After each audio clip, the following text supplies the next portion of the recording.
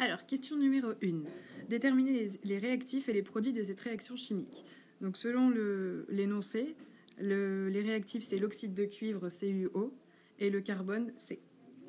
Ensuite, les produits, c'est le cuivre Cu et le gaz qui trouble l'eau de chaud, on sait que c'est le dioxyde de carbone, donc CO2. Donc, pour calculer les quantités de matière des réactifs, on utilise la relation N égale petit m sur grand M.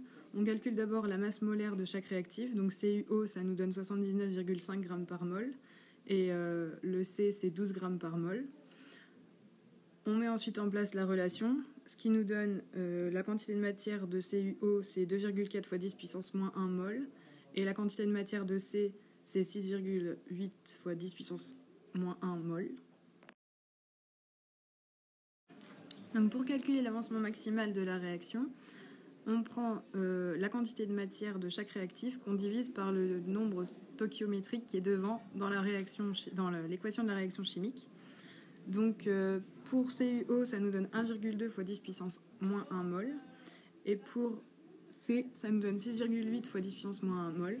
Donc on prend le plus petit pour trouver l'avancement maximal. Ici, c'est 1,2 fois 10 puissance moins 1 mol. Donc c'est X max. Donc le réactif limitant, c'est celui où il n'y en a plus dans l'état final de la réaction. Donc ici, c'est celui où on a pris X max, donc l'oxyde de cuivre CuO.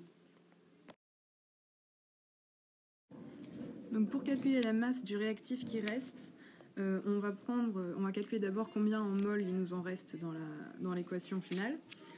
Donc on trouve 5,6 fois 10 puissance moins 1 mol.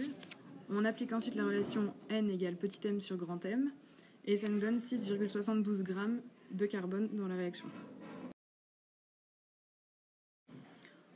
On fait la même chose pour trouver la quantité de cuivre qui a été formée. Et donc, on fait la relation N égale petit m sur grand M toujours.